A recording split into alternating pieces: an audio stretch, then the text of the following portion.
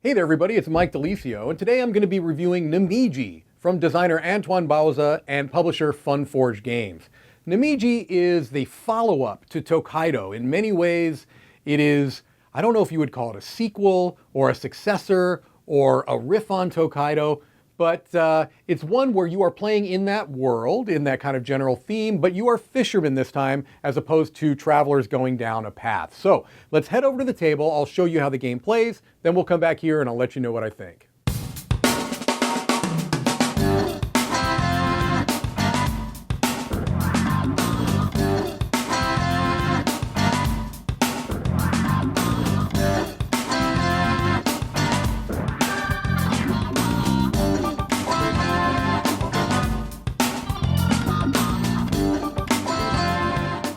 All right, here we see Namiji. I've got this set up as if it were a 4-player game. A couple of things I want to point out right off the bat is that this is the game as it would be standard. There is a little mini expansion that came in the designer's edition that we have here called Aquamarine, and I'm actually going to show you how that works because I'm going to be referencing that when I do the review. The only real difference is that there are a few extra cards that get added to both of these decks. There are some special type of fish that you can fish for and some special crustaceans. I'll talk about that briefly when we get to those sections. But the other main difference is that normally when you would go to an offering spot, which looks like this, you would take one of the offerings from your board and place it just in this center area. Now with this, you're going to place it on the furthest most outward spot. I'll get back to that in just a moment, but I wanted to point out that I am going to show you with that little mini expansion because some of the review will actually be referencing that. All right, so in Namiji, this is a game where you are fishermen and you start at this village here in the upper left quadrant of the board, and you can travel either clockwise or counterclockwise. You just have to choose that at the beginning of the game. It really makes no difference fundamentally. Let's just assume that we're going in a clockwise manner. Another thing I'll point out is that if you have played the game Tokaido, which this actually is called Tokaido Namiji, you're going to see some familiarities. I'll put it to you that way. One of the main mechanisms of the game is that you can travel as far as you want down this path and stop in any of the action spots, but you can never go backwards. So if there's a particularly juicy spot you want to jump to, that's fine, but you're giving up a lot of potential actions beforehand. The other mechanism that plays into that is that turn order is determined by whoever is furthest back in line. So potentially, players can get 2, even 3 turns in a row if other people jumped forward. The one restriction to moving as far as you want is that every ship has to stop at these dock spaces along the way. Those 3 intermittent spaces, and then of course you would stop after you make a complete loop around. All right, so in this case, the green player is furthest back. They would be the first one to go, and they would just choose one of the action spots and take the corresponding action. In a 4-player game like we have here, there are some areas that have 2 action spots, and that means that 2 ships could go there, 2 players could go there. In a 2- and 3-player game, those would not be accessible. So let's just talk briefly about each of these spots. This first one is a fishing spot, and here you've got kind of the fishing pool. There's always going to be at least one face-up fish in this area. What you would do is you would choose a fish from the school. So you could choose that one if you wanted to, or you can take a nice little dig into this bag. So you're doing a little bit of push your luck fishing, all right? So you reach in, let's say I did that. I choose a fish, and then the other thing I would have to do is every time you go fishing is you have to take 1 token and add it to the school there. All right, so once I've done that, now I have a choice to make. Am I going to actually keep that fish, or am I going to throw it back? If I didn't want it, it would just go back into the school there. But let's say I want to keep it. The first fish has to go into this upper left spot, and that has a little notation on it there. Once I have placed this initial fish, now all of my other placements just have to be adjacent to another fish. What I'm trying to do is create either sets of the same type of fish or the same color. And if you do that all the way across this row, you're going to get 5 points, 7 points, and 9 points. Columns being only 3 are going to be slightly lower points, 3, 4, 5, and 6. All right. So you are trying to kind of create those sets and give yourself some options so that you're not kind of locked in. All right. So that's fishing. You just kind of go into the bag and go for the best. We have 3 different types of landscapes. Well, in this place, they're animals. They're not landscapes. We've got octopus, we've got whale, and we've got dolphin. When you go to one of those spots, what you're going to do is you're going to take the first card that you don't, the lowest number card that you don't have. So in this case, you would be a first. If I went to the dolphin spot, I would take the first dolphin card, I would immediately score a point, and I would begin kind of a animal panorama. Just for the purposes of space, I'm going to put that there. When I went to the next one, I would get a 2, get those points immediately, and then if I'm able to finish this off, I would take the third one and place it there. Now I've got a complete portrait of my lovely dolphin there. And in addition, there are some bonuses. If you're the first one to complete any of those 3, you get an extra 3 points. And these are all different sizes. The dolphin is made up of 3 cards, the octopus is made up of 4, and the whale is the largest. It's made up of 5. All right, so those 3 spots all work basically the same way. This is where you are going to remove your offerings, as I said before. At the beginning of the game, you start off with 15 negative points working against you for your end game score. Every time that you go to that spot, you remove one of these, and now your points at the end of the game are less. If you can remove all 4 of them, you'll have no negative points at the end of the game. Also, utilizing this expansion that I talked about, the Aquamarine expansion, I would place this on the outmost spot. In this case, it's not going to get me anything. It's just a blank spot. But there are other spots that give me some boons that I'll talk about in a second. All right? The next spot here is a net fishing. So this is similar to the fishing here, where you're going to take the top tile from this, and now you can see these are double fish. And if I were to go net fishing now, that would have been a pretty good draw for me because I've got this same color. It's a different type, but it's the same color.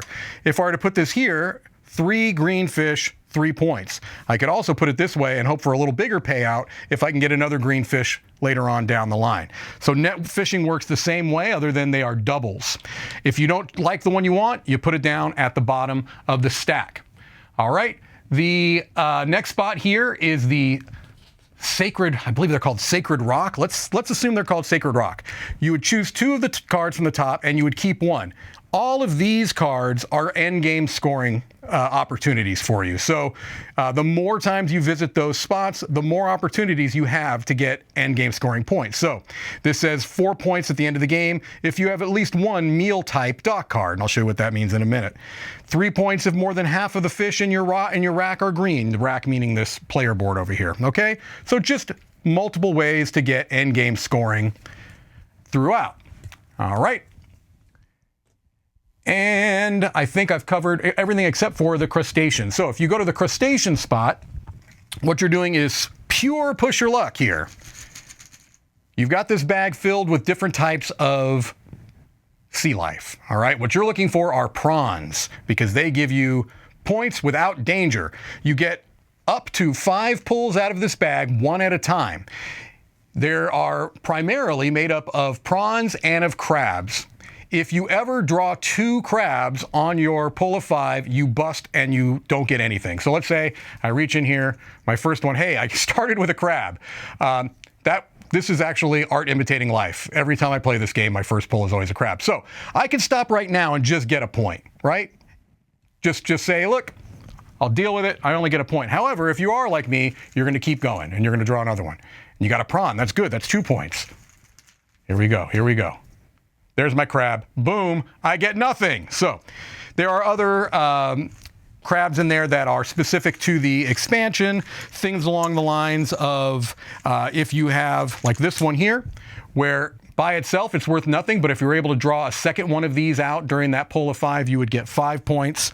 There are some rocks in here that don't bust, but they don't give you any points. Things along those lines, just little variations on the theme. Once you get to a dock space, you've got a choice to make. If you're the first one to go there, you can choose any one of the spots. You might want to be the first one to leave, so you would go to the very back. But by doing so, you're going to be the last one to choose one of these cards. So you have a choice to make when you go there. You're going to go the number of players plus 1. So in a 4-player game, I would draw 5 cards, 1, 2, 3, 4, 5. Whoever was the one closest to the dock, which would be the last one to leave, is going to get first shot at these cards. These cards are going to be essentially in one of 2 types. Meals, like this Maki, which is just 5 points. Immediately you get 5 points. or these types of cards that give you some type of bonus usually associated with a particular space, in this case the whale space. Here it says you could draw the whale section of your choice rather than the next one in increasing order. So this is great because the whales go all the way up to 5. So if you chose this card, now when you went to a whale spot, instead of choosing the lowest numbered card that you don't have, you choose the highest card, which is also nice. Meal cards. So just different ways of kind of buffing up some of these points, or some of them just straight points. You're going to continue to go through this, stopping at each of the intermittent spots. There is some bonuses here for the order that you return to the finish line with. So the first player to return gets 5, then 3, then 2, then 1. You're going to add up any extra endgame scoring points that you might have gained throughout the game, and you're also going to subtract whatever negative points you might have still left here from offerings that have not been placed on the board. The player with the highest number of points is going to win. The last thing I do want to point out really quickly is that some of these spots, as I said, give you some boons. This one will let you just draw one out of the crustacean bag. This one will let you get a level 1 card of your choice. This will let you draw a new one of these, but you have to discard one. You can do a net fish, little things like that, just extra boons that give you a little bit more of a timing decision that you might make when you place those offerings. All right, that gives you the basics. Let's head over and I'll let you know what I think. Okay, so as I mentioned, if you are familiar with Tokaido, I think a lot of what you saw in that overview is going to be very, very, very familiar to you, because Namiji, to me, is another approach at the design of Tokaido.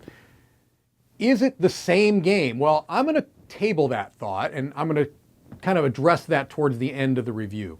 Let's just get right into talking about the art and components. First of all, a couple of things that didn't work as well for me, and then the things that I did appreciate.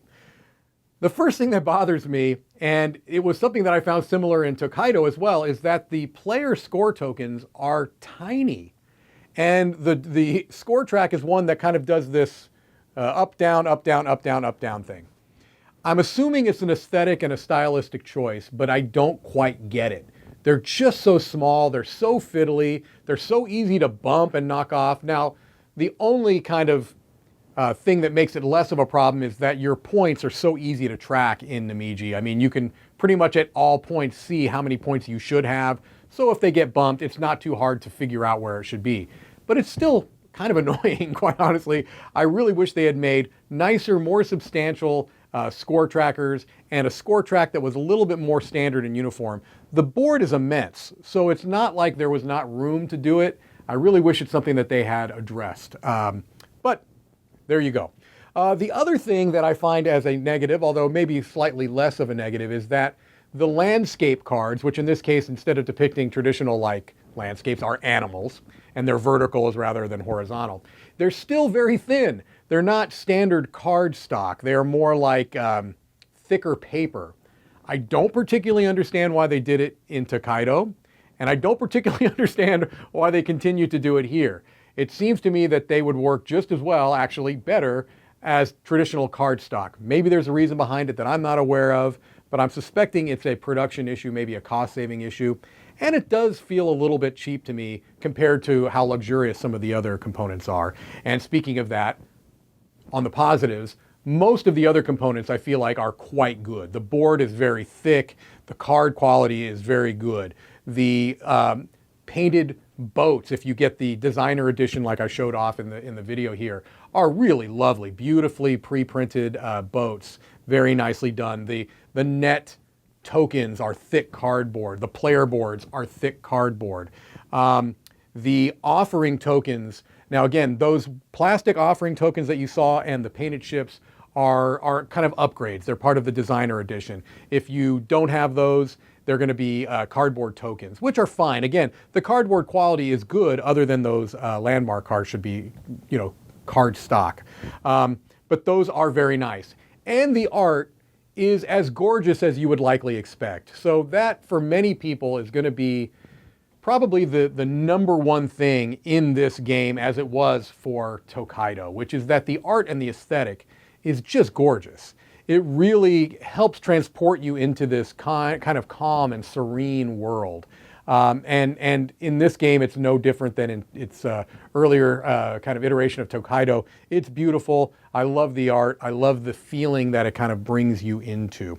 I also like that they gave you some alternative art for the ships. So you've got kind of some traditional ships and some more kind of fantastical art designs for the ships. That's a neat little touch. It wasn't necessary, but I do like it. All right, let's talk about some benchmarks. These are some big level, high level ideas I like to talk about. First is set up and tear down. And Namiji is a game that is pretty quick actually to set up and tear down.